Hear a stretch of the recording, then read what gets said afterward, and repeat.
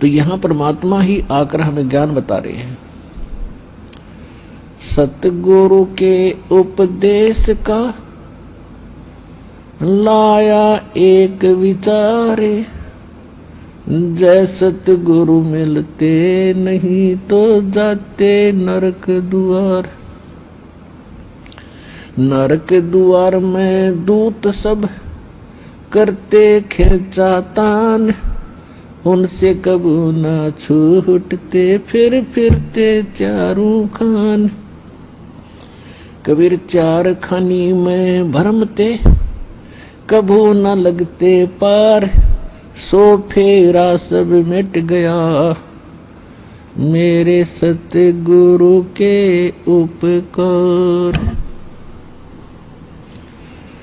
सात समुद्र की मसी करूं, लेखनी करूं बन राय, धरती का कागज करूं, गुरु गुण लिख्यो न जाए।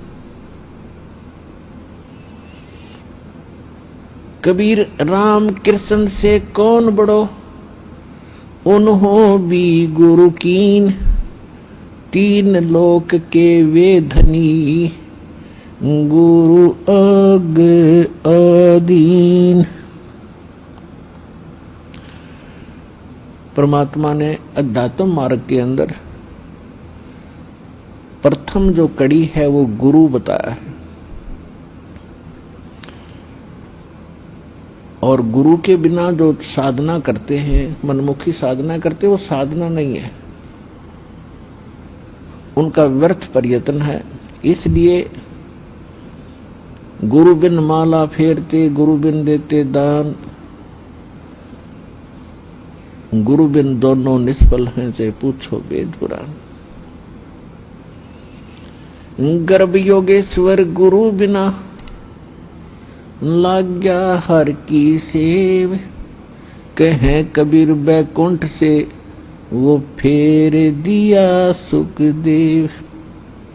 राजा जनक गुरु किए, फिर कीनी हर की सेव, कहें कबीर बैकुंठ को चले गए सुखदेव। गुरु की महिमा बताते हुए परमात्मा कह रहे हैं कि सुखदेव नाम के ऋषि को गर्भ में ही, मां के गर्भ में ज्ञान हो गया था कि मनुष्य जीवन केवल परमात्मा प्राप्ति के लिए ही प्राप्त होता है। और हम बाहर आकर के अपने मूल उद्देश्य को भूलकर केवल सांसारिक जोड़ तोड़ में, इन कोठी बंगले के बनानों में ही अपना जीवन नष्ट करके और एक हारे हुए जुहारी की तरह हाथ मसलते हुए चले जाते हैं। जब हम ये संसार छोड़कर चलते हैं तब हमें सब पता लग जाता है कि हमसे भारी भूल हुई है। हमने वो काम तो किया ही नहीं जो मनुष्य जीवन का करना था। ये तो पक्षियों जैसे ही काम किए और उसी में सारा जीवन नष्ट करके और फूले फिरते रहे। फिर ये वहां जाके रोता है जीव धर्मराज के सामने खड़ा होकर के, जहां इसका न्याय किया जाता है, इसका हिसाब होता है। तब बहुत रोता है, बहुत पछताता है, इसको पश्चाताप करता है। फिर इसको सब बातें याद आती हैं कि जब तू मानव शरीर प्राप्त करके यहां से गया था, कितना शुक्र मनाया था भगवान का, और क्या क्या प्रॉमिस किया था भगवान, भक्ति गणी करूंगा और पेट गुजारा तो आपने ही देना है दाता। तो उस समय उसको याद आती हैं वो बातें।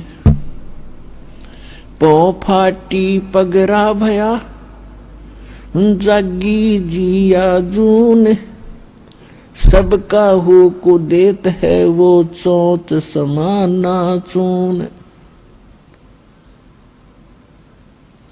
सभी प्राणियों का, जितने भी ब्रह्मांडों के अंदर जितने प्राणी हैं, सबका वो परमात्मा पालन करता है और सभी की उसको चिंता है। क्योंकि मां के गर्भ में जब ये बालक होता है उस समय ना माता सहाय कर सकती है, ना को पिता का सहयोग वहां काम कर सकता है। तो वहां पालन कौन करता आपका, वहां आपका सुरक्षा करने वाला कौन था? तो वहां भी उस परमेश्वर ने ही आपकी सुरक्षा की। आपका पोषण किया, ते जुगाड़ कुछ भी जोड़ा उसने, कोई तरीका बनाया, मां की नाभि से आपकी नाभि जोड़ दी और आपका शरीर पुष्ट हुआ।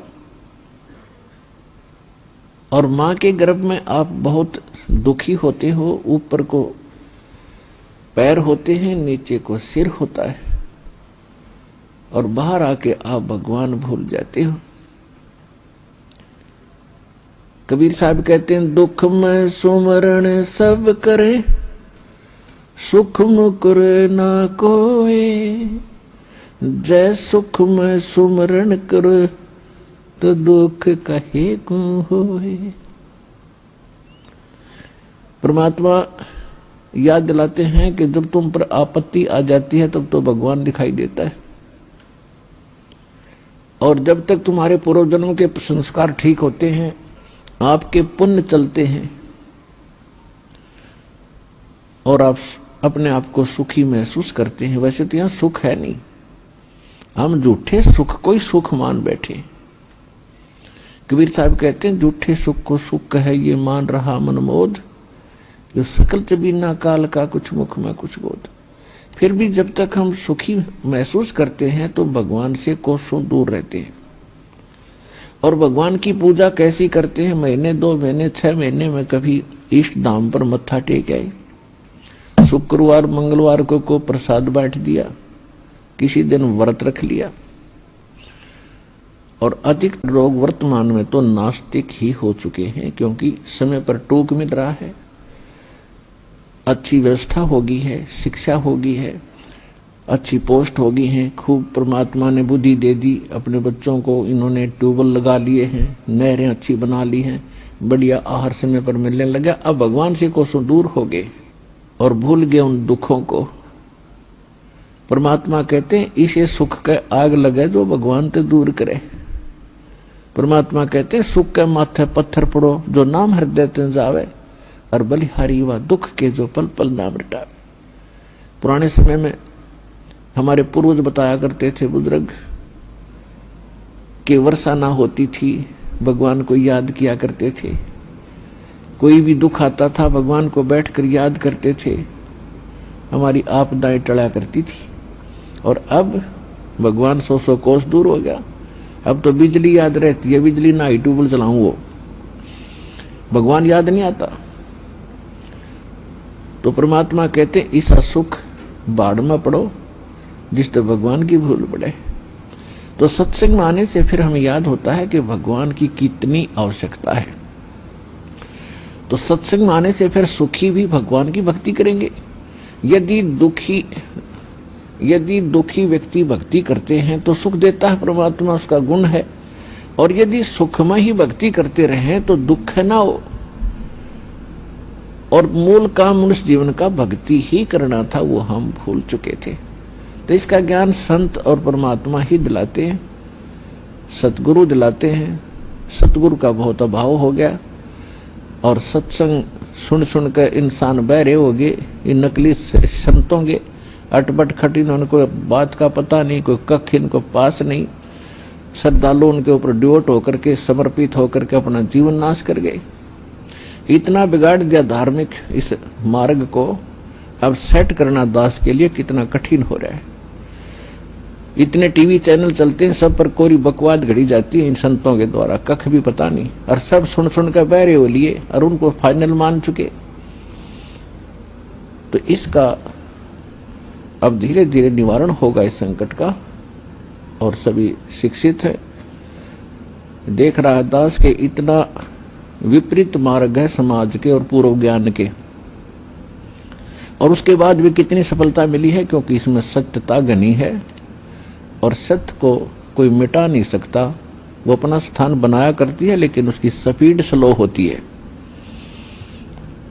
भले ही धीरे धीरे चलेगा, लेकिन ये सफल होगा और एक दिन पूरा विश्व इस ज्ञान को और इस भगवान को स्वीकार करेगा और उद्धार होगा, सुखी होंगे।